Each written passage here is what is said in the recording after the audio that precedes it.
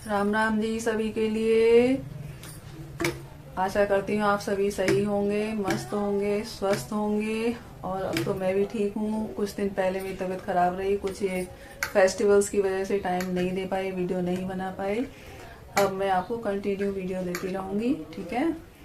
और आज मैं आपके लिए उन बच्चों, बहनों और बेटियों के लिए लेकर आई हूँ ढोलक जिन पर ढोलक बिल्कुल नहीं आती है। किसी भी प्रकार की ढोलक नहीं आती है, हाथ चलाना नहीं आता है, ढोलक के बारे में ABCD भी नहीं जानते हैं, ठीक है। इस चीज के कमेंट बहुत आ रहे थे, मैम आप शुरू से बताइए। तो मैं आज कोशिश करूंगी आपको स्टार्टिंग से ढोलक हमें कैसे सीखना चाहिए, ढोलक पे हाथ कैसे सेट करना चाहिए और ढोलक पे जैसे स्टार्टिंग कैसे करनी चाहिए जिससे हमें लगे कि हम पर ढोलक आ जाएगी। स्टार्टिंग में क्या होता है, बच्चे सीखने आते हैं मेरे सेंटर पे तो कहते हैं मैम हम पे ढोलक नहीं आएगी, ढोलक नहीं आएगी। तो मुझे उनमें विश्वास जमाना पड़ता है पहले। तो वो स्टेप जो विश्वास जमा सकते हैं वो मैं आज आपको बताऊंगी। जो सोचते हैं कि हम पर ढोलक नहीं आएगी, तरह तरह की कोचिंग अटेंड कर चुके हैं या कहीं जाकर सीख चुके हैं, वो असफल रहे हैं, वो आज मेरा ये वीडियो देखकर और ये जो ट्रिक मैं बता रही हूँ वो आप आजमा कर देखें, ठीक है। मुझे पूरा विश्वास है कि आपको निश्चित ही बहुत अच्छी ढोलक आएगी, ठीक है। और देखिए अब हम चलते हैं वीडियो की तरफ। पहले तो मैं आपको बताऊंगी ढोलक के बारे में। जिनको कुछ भी नहीं आता है उन्हें ये जरूरत है जानने की कि ढोलक में क्या क्या हमको जानना चाहिए, ठीक है। तो हम आते हैं ढोलक की तरफ। ये हमारी ढोलक है। ये बड़ा वाला हिस्सा होता है बेस, इसको हम क्या बोलते हैं, बेस बोलते हैं। इस पर ये इस तरह से हाथ चलाते हैं, इस तरह से, ठीक है। इसकी आपको जानकारी हो गई। अब हमें क्या करना है, ये हमारा जो होता है किनारे पर, किनारे की तरफ होता है खुला बेस। इसमें आवाज कैसी आती है देखिए, गूंज की आवाज आती है इस करके, ठीक है। और ये होता है बंद बेस। सेंटर में जो पोर्शन होता है उसको हम बंद बेस बोलते हैं, इसको खुला बेस और इसको बंद बेस, ठीक है।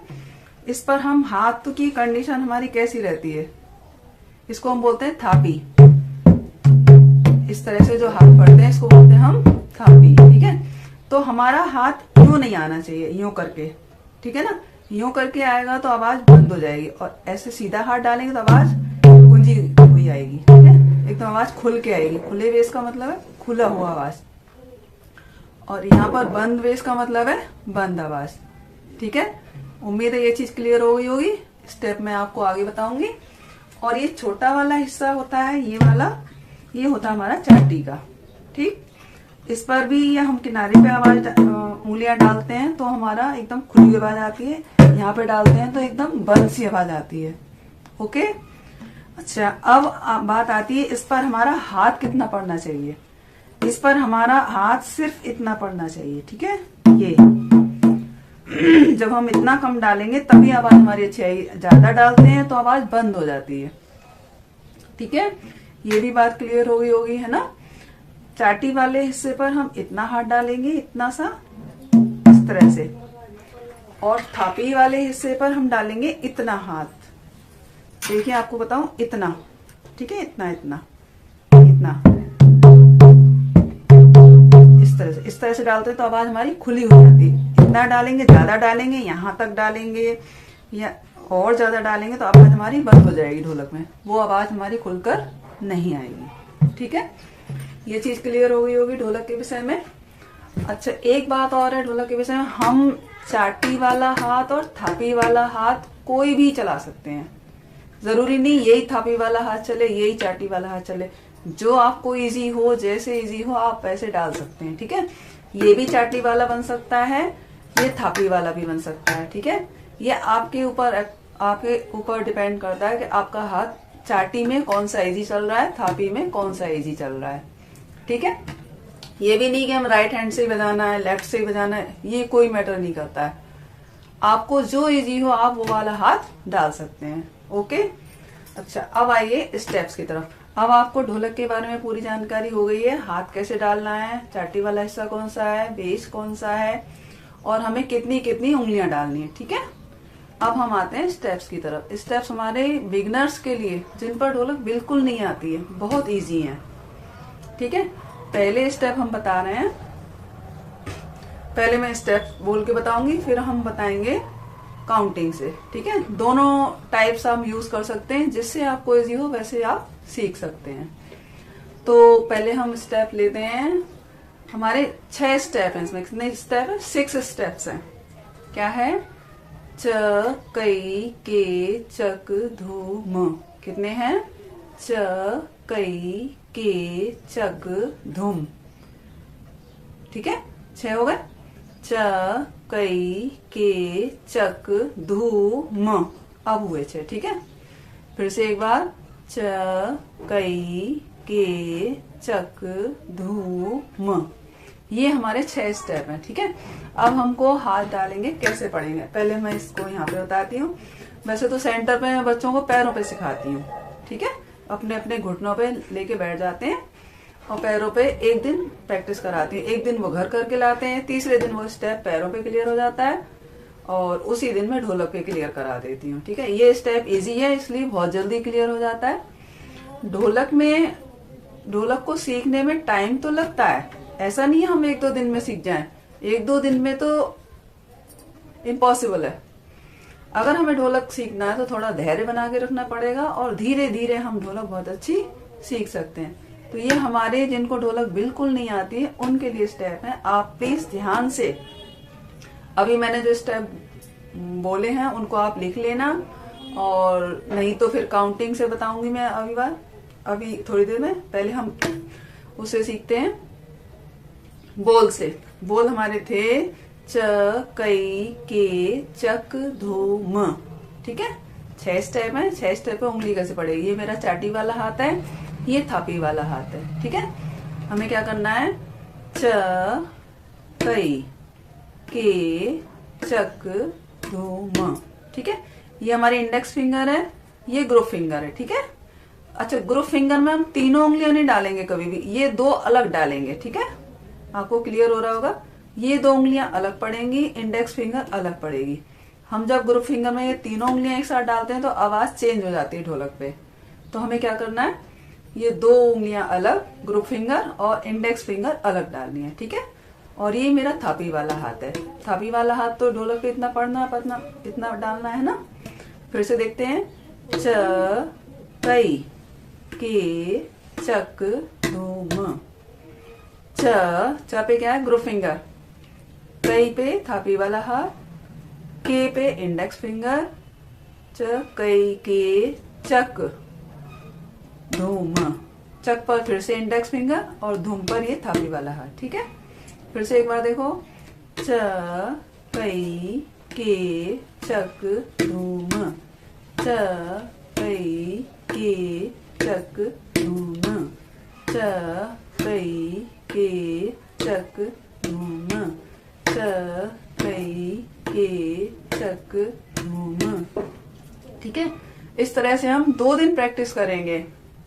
एक दिन पैर पर और दूसरे दिन ही मैं ढोलक पे बता दूंगी। ढोलक पे क्या है देखो, ढोलक पे हमें च डालना है। यहाँ पे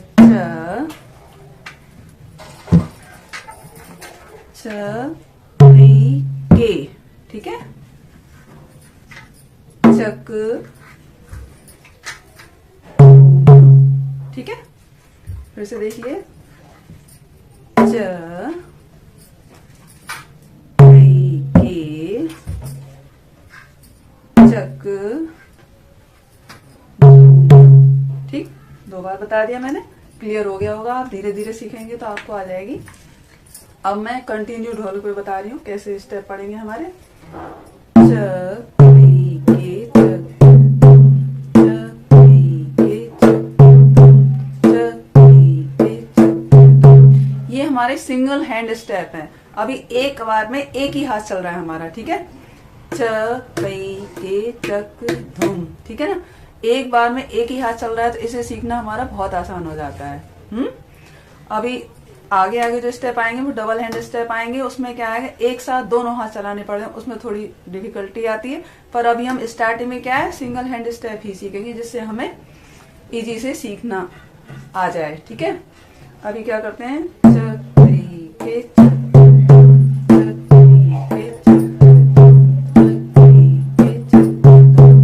तरह से हम 2 दिन प्रैक्टिस करेंगे।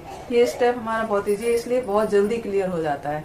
ठीक है, इसमें 2 दिन प्रैक्टिस करेंगे। 2 दिन प्रैक्टिस करने के बाद हमारी स्पीड बन जाएगी। स्पीड कितनी बनेगी वो देखिए आप। अभी तो हमें स्लो बजाना है, 2 दिन क्या करना है, स्लो स्लो प्रैक्टिस करनी है।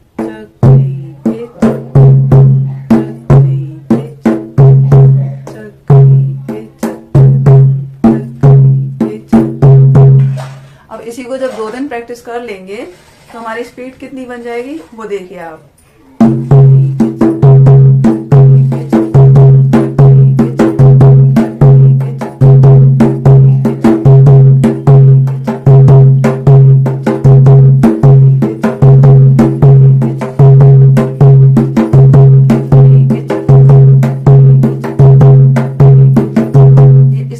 ढोलक, ठीक है, ये उनके लिए ढोलक मैंने पहले ही बताया है कि जिन पर कुछ भी नहीं आता है। सिंगल हैंड स्टेप है, बहुत आसानी से 2 दिन में क्लियर कर लेते हैं बच्चे।